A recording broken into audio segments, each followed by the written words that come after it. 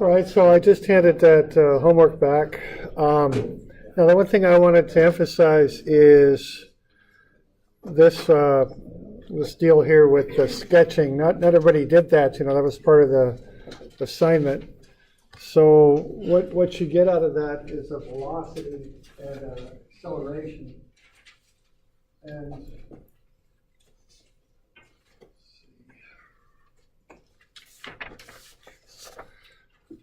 so the velocity, when you work that out, comes out to be radial is 15.2. And that's the radial. And then the transverse is 15.9. Okay, and even though that's a theta down there, that's called the transverse component.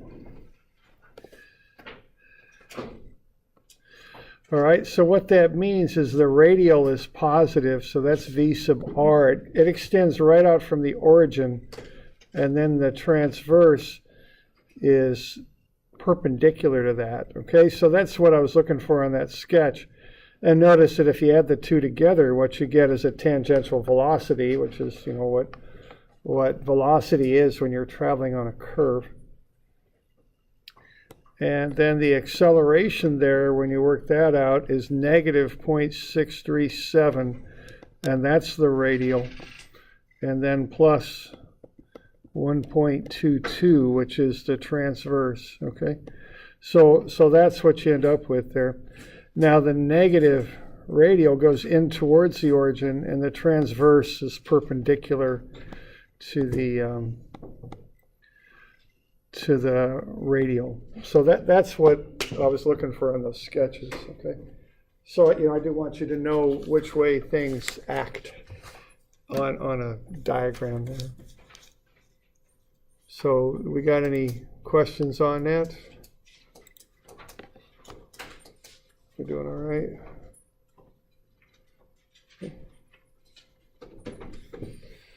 All right. Okay, so okay, so we good on the homework? All right.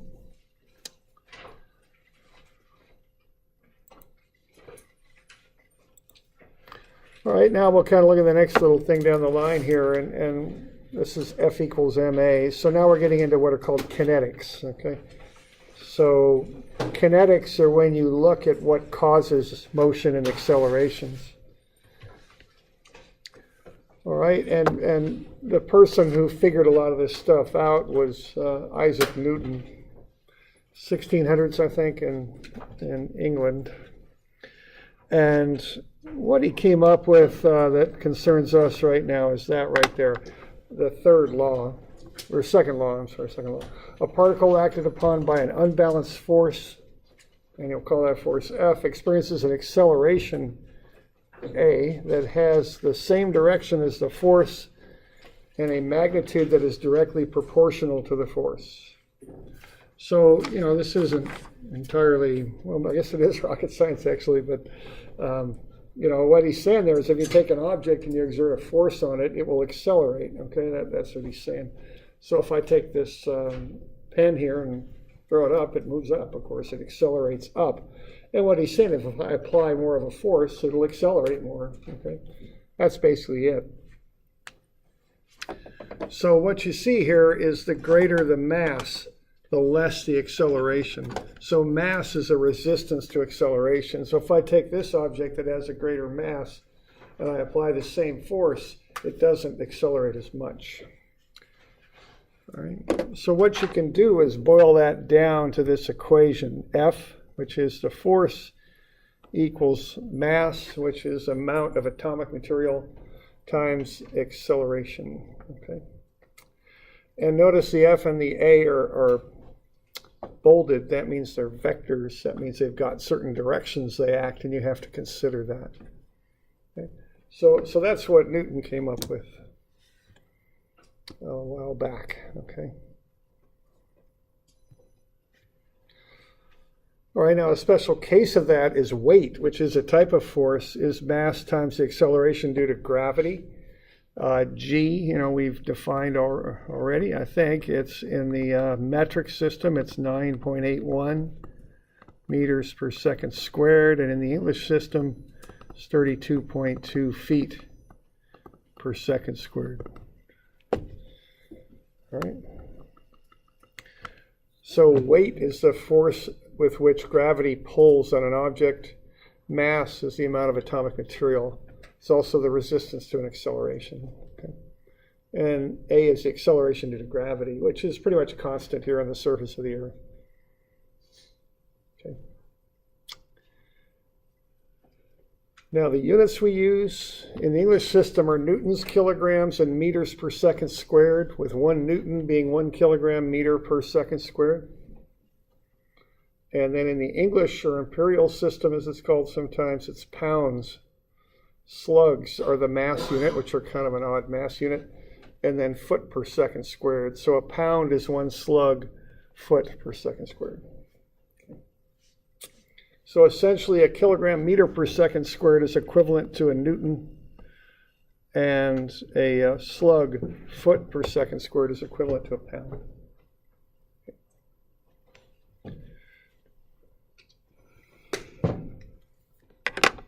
All right, now there's a certain way I like to approach these, and it's how I teach them and all this sort of teach this stuff. So I think it'd be in your interest to follow along, with how I do it. I think it just works better.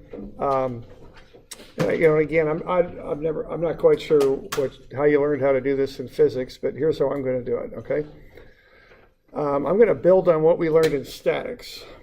So and this isn't in your packet, this little sketch. So let's find the acceleration of the block. We've got a weight of 300 pounds for the block. We're going to push on it with 80 pounds. There's no friction, and we want to find its acceleration. Okay.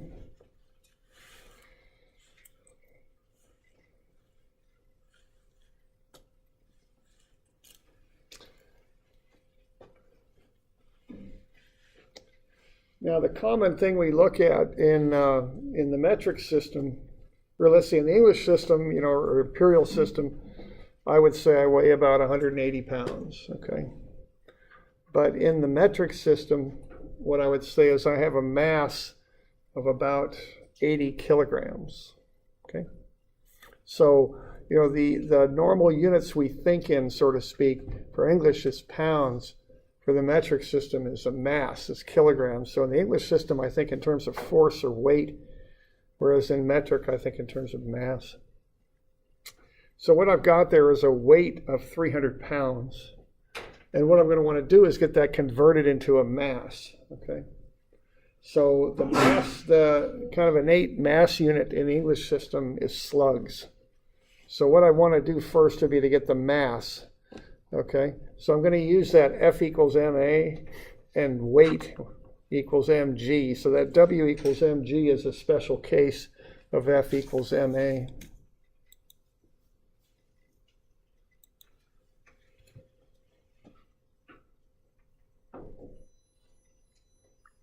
Okay.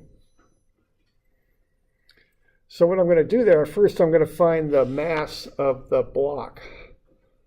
So I'm going to take the weight and divide out the gravity, okay, is what I'm going to do. So that's how you get into mass.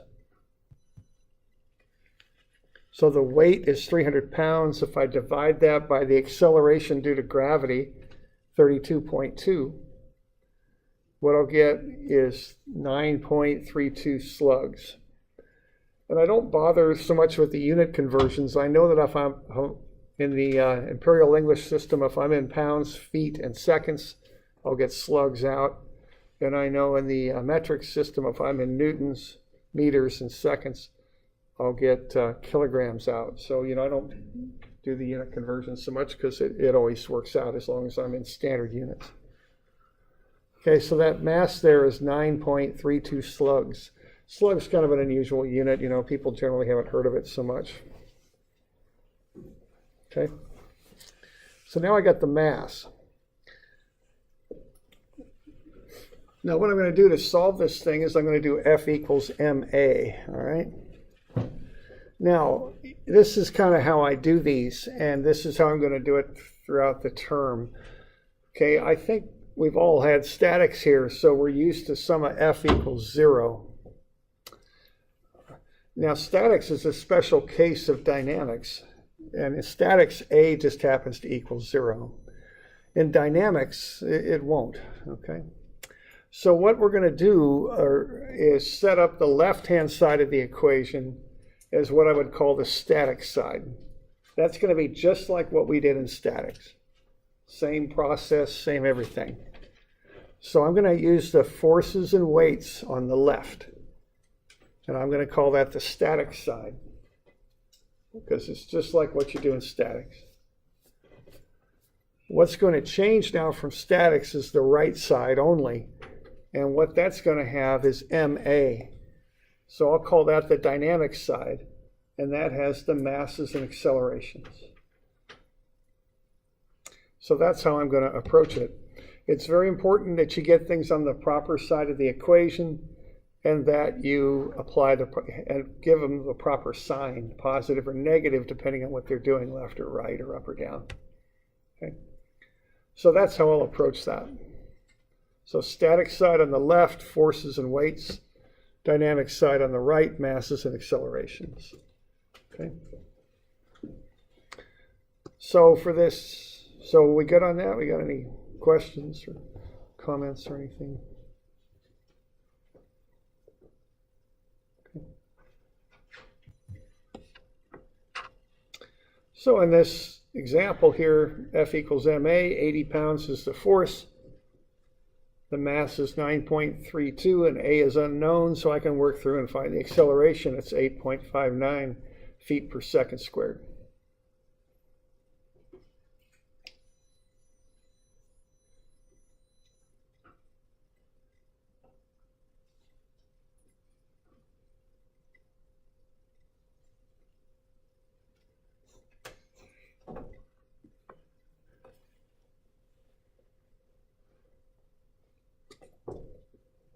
Okay, so that's basically how I'll approach these.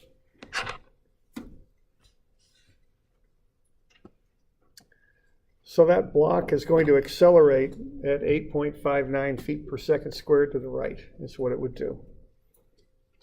Got any questions? Good. All right.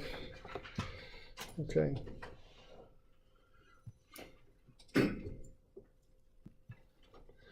All right, why don't we kind of get back on the book here. I think this is 300. So let's say we've got a crane cable and it's rated at 6 tons. How fast can we lift that object 24 feet with the crane?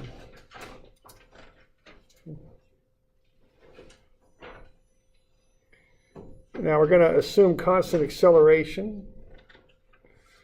We're also going to realize that 6 tons, we've got 2,000 pounds per ton. So that's 12,000 pounds. And then I went ahead and found the mass of the object. I took the weight of the object, divided it by the English gravity, which is 32.2, and I got the mass. So I got the weight, or excuse me, the rating of the cable in pounds, and I got the mass of the object. All right, so what we can do is we can pull on this object with this. We can take that cable up to its maximum, up to 12,000 pounds. Given that, why don't you draw up a little free body diagram of that object? It's nothing too fancy, but put the forces, and the new thing we'll add to what you already learned in statics is we'll put the acceleration on there now too.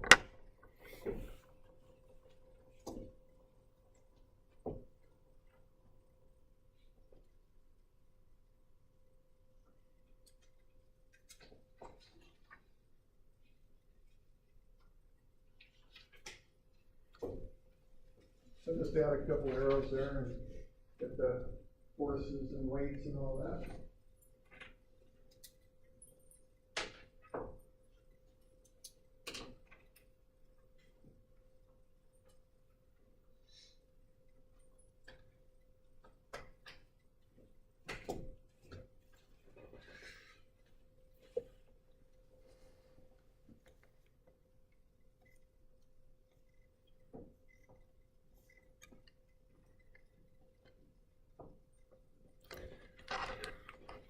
Now, if you remember from statics, you know, when you're doing a free body diagram, draw a boundary around the object. Anything you cut through becomes a contact force. So there's two ways that forces can be exerted on objects. One is through contact. That's why we have the boundary. I notice I'm cutting through that cable. So that's a force. Cables are in tension, they pull. And that can go as high as 12,000 pounds. So that's going to be 12,000 pounds. Okay. Now the other type of force you can have are caused by force fields. In this class we'll deal with gravity. So that would be the weight. So that's going down with 10,500 pounds.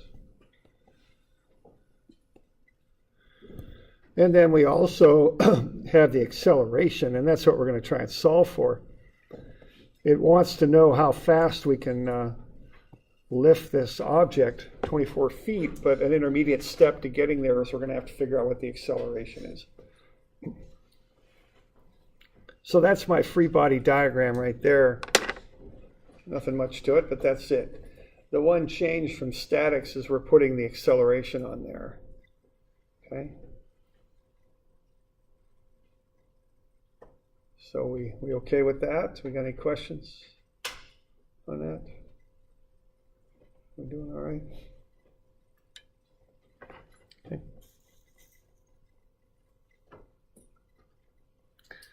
So there you go. So we're looking like that. All right, then we just throw the equation at it, right? F equals ma. And that's about it on this one. There really isn't, you know, it's not horribly complex, I don't think. So why don't you set up an equation, F equals ma. Put the static stuff on the left, put the dynamic stuff on the right. And I don't know, is that how you did it in physics, or did you do it a little different in physics? A little bit? Okay, yes. How come there's not a normal force on it? No normal force because we're lifting it up in the air, so there's nothing under it to support it. There's no surface. I just thought the line that is like that. Oh, here? Yes. Yeah, I guess this is more kind of a general case of being up in the air somewhere. Okay. So, yeah. Initially there would be, but once you start pulling up on it, it'll go away. Gravity's tough. What's that? Gravity's in the way. Yes, it is, yeah. So I put that's statics to me. Weight is statics, because I would have done that in statics. Okay. So even though you talk about the acceleration due to gravity, I call that a weight. I don't like count it twice or anything. That's a weight that goes on the static side, okay?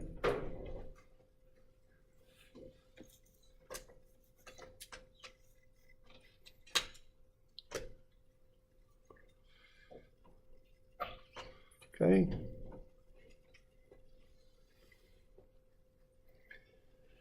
So static side, what do we got? 12,000 up, 10,500 down, right? The pull of the cable minus the weight, I'm calling positive up, and that'll equal ma. The ma goes on the right. I'm assuming the acceleration's up, so the ma goes in as a positive. And then I just work through the calculations and I find A, 4.6 feet per second squared. So that's how I would set that up. So I just do a statics equation on the left, and then I put the ma stuff on the right. That's really about it.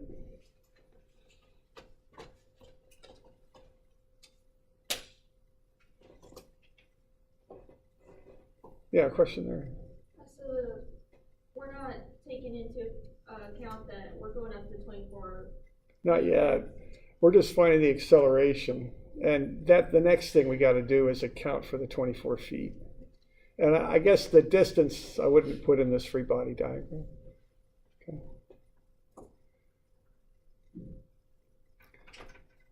Now, if I got an acceleration of 4.6, what's the next thing to do to see how fast we can lift it 24 feet? Yeah, we do a kinematic equation now, right? Because now we found the acceleration. See, earlier we were just saying the acceleration is such and such. Now we're figuring out how to determine what the acceleration is. The next step will be a kinematic equation. I'd use that one, S equals S0 plus V0t plus 1/2 ACT squared.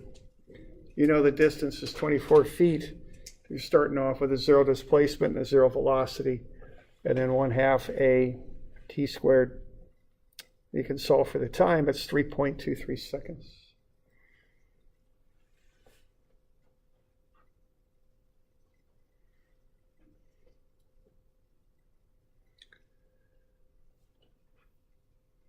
All right, so that's how you'd solve that. It'd be a two-step process. Okay.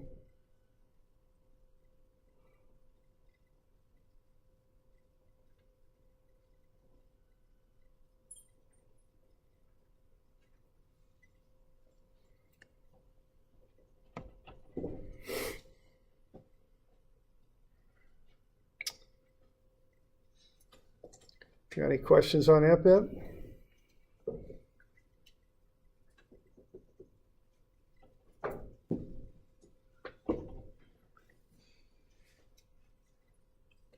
Okay. So we get A first, and then we do a kinematic equation and solve for the time.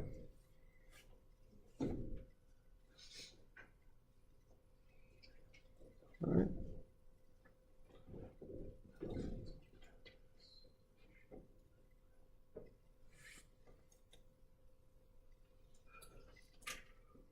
Okay. All right.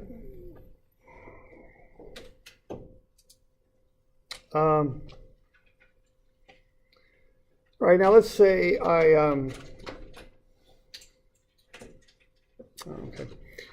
let's say I buy a couple jugs of milk. They're roughly 8 pounds each. And I hold them and I go stand on my scale. What's the scale going to read? Your weight plus the weight of the milk. Yeah, we'd hope it'd be about 196 pounds.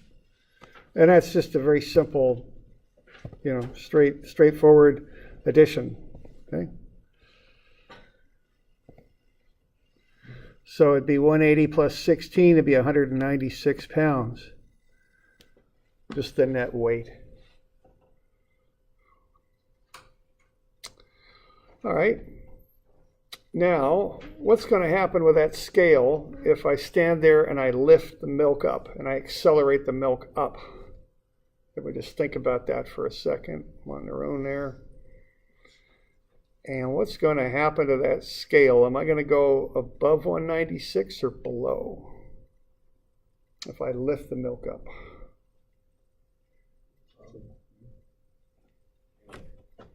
Up, down.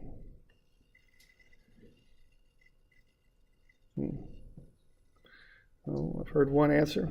Just an isolated system, so either way it stays the same, right? No, it'll jump. The scale will jump if you do this. Okay. And how about if I drop the milk like that and accelerate it down? What's the scale going to do? Yeah, it's going to go down in that. All right. Can everyone kind of visualize that and get a feel for that? Okay. That's what would occur. Now, why don't we have a look at how you could analyze that, okay?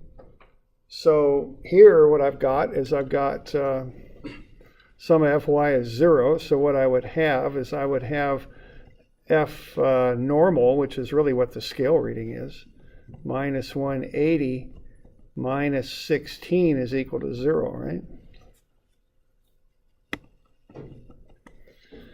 Whereas on the next equation, what am I going to have? I'm going to have the same statics equation, aren't I? On the left, I've got the normal force of the scale, Fn. I've still got minus 180, and I've still got minus 16. But what's that going to equal? On the middle diagram there.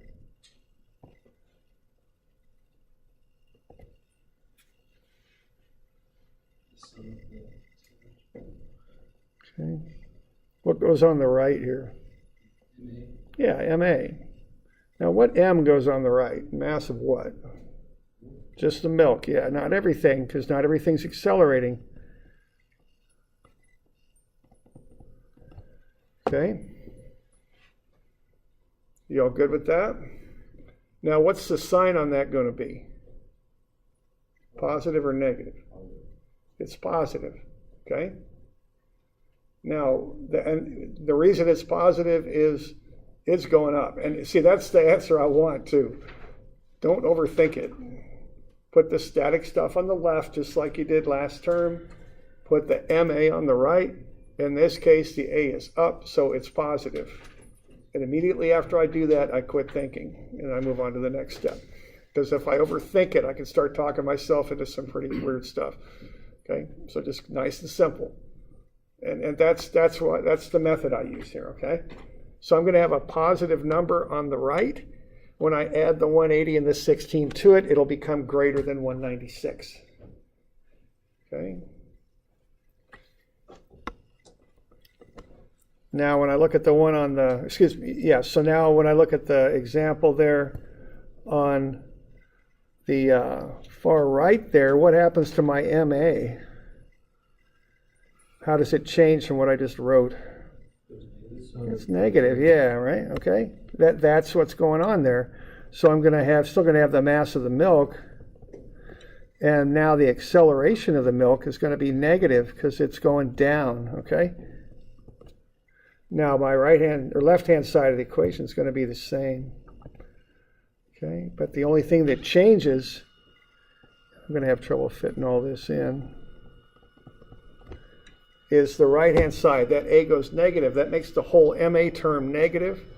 So when I add the 180 and the 16 to it, it doesn't go as high. It's less than 196 now. Okay. So that's how I would set this stuff up and approach it. Okay.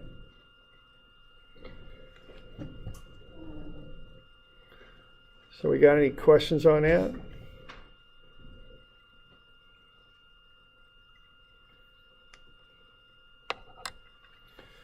So we got the static stuff on the left, just like you've been doing statics, dynamic stuff on the right, but watch your signs, okay? Remember that gravity is a weight that goes on the left, because you did that in statics. You included the weights in statics, okay?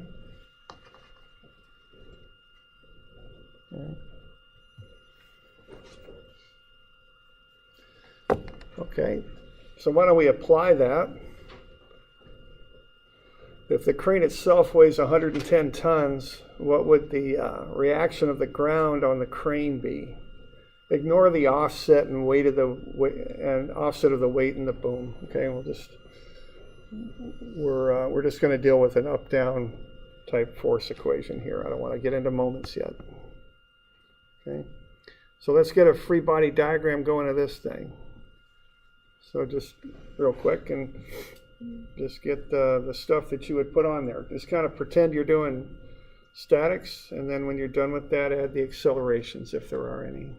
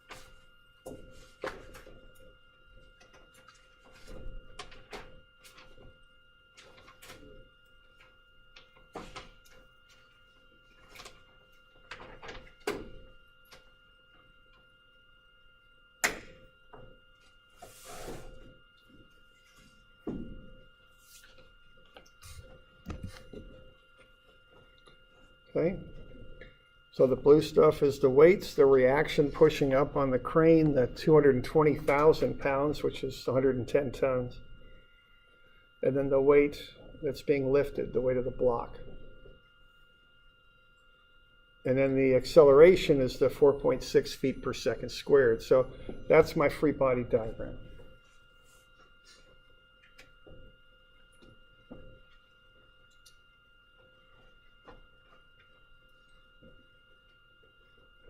Are we good with that? We got any questions on that bit?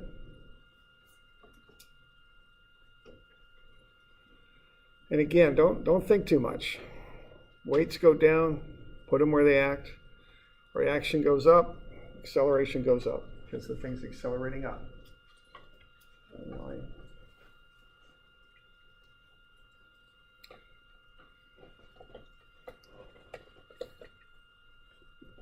Okay.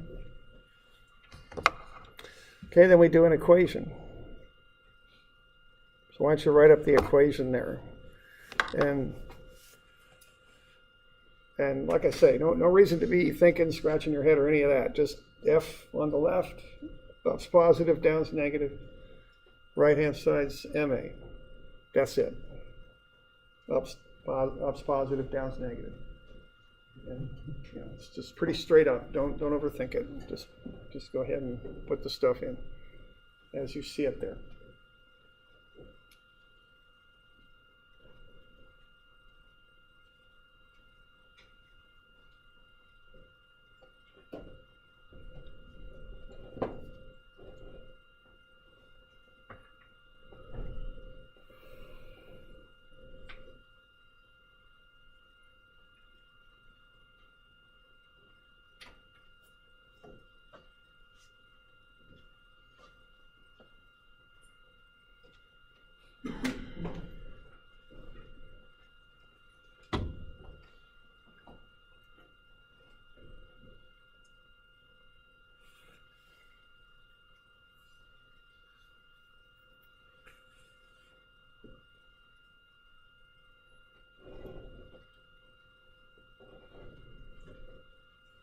I think it comes out to be 232 if I remember right when you run the numbers.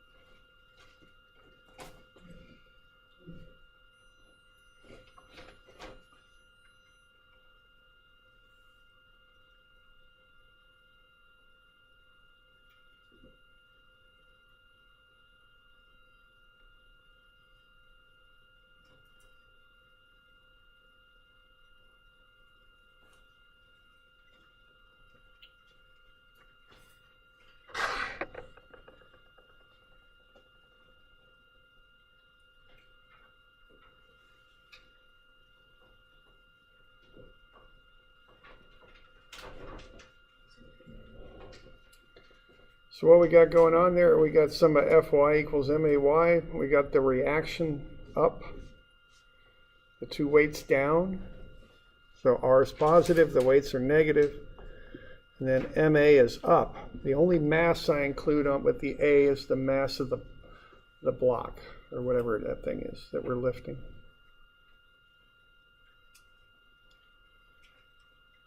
Okay.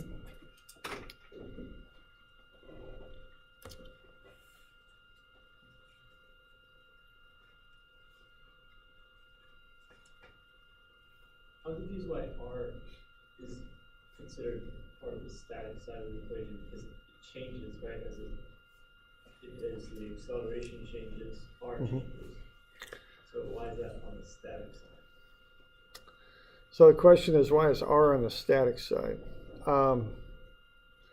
Well, for starters, you're saying R changes as the acceleration changes. That's true, but we're kind of doing a snapshot. We're just analyzing it at one particular instant.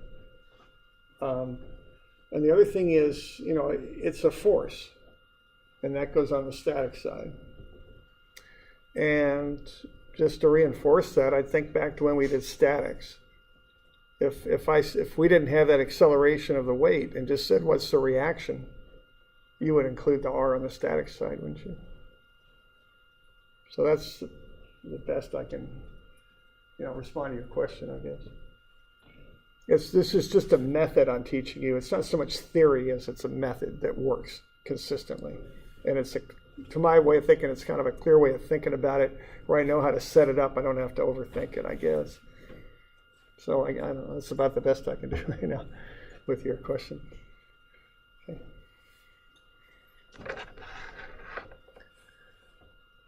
Other questions? All right. Okay. All right. We got that.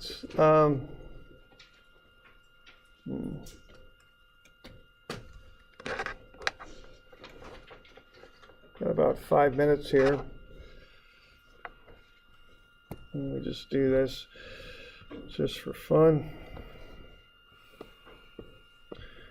30 degrees, that's always good.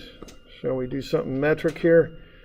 20 kilograms. What's 9.81 times 2? Is it 19.62? So 196.2 newtons is the weight. 196, now let's call it 196 newtons. No friction. What's the acceleration of that thing? Okay.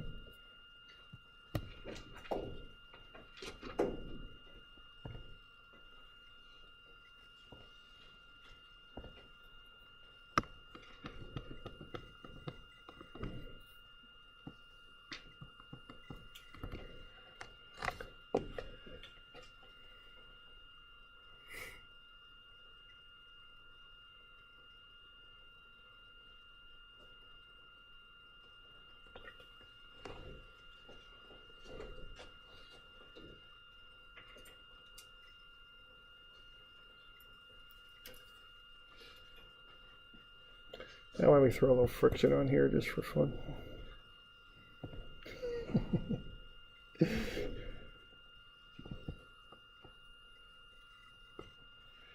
How much? What do we got? We got seven. Okay, we're good. How about just 12 newtons? We don't put too much. So there's friction, 12 newtons.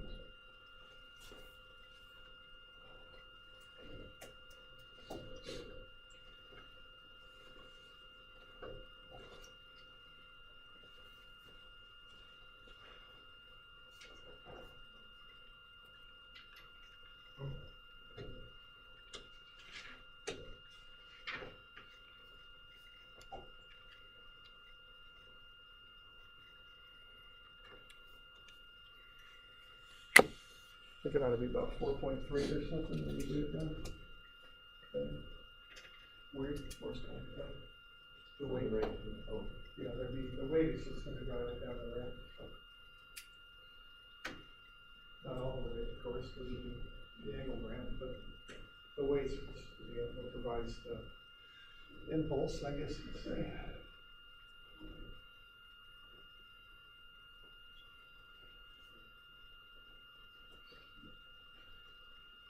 I'll tell you what, why don't we do this one tomorrow? We'll finish it up, but have a look at it. We got a couple minutes, but we're about out of time. So you just got some homework due tomorrow or Wednesday. We'll cover it tomorrow.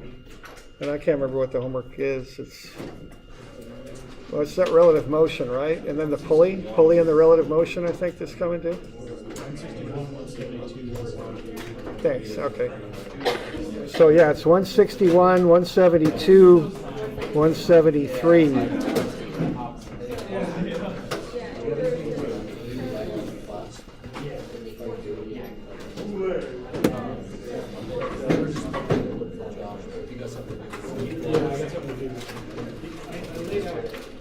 Yeah,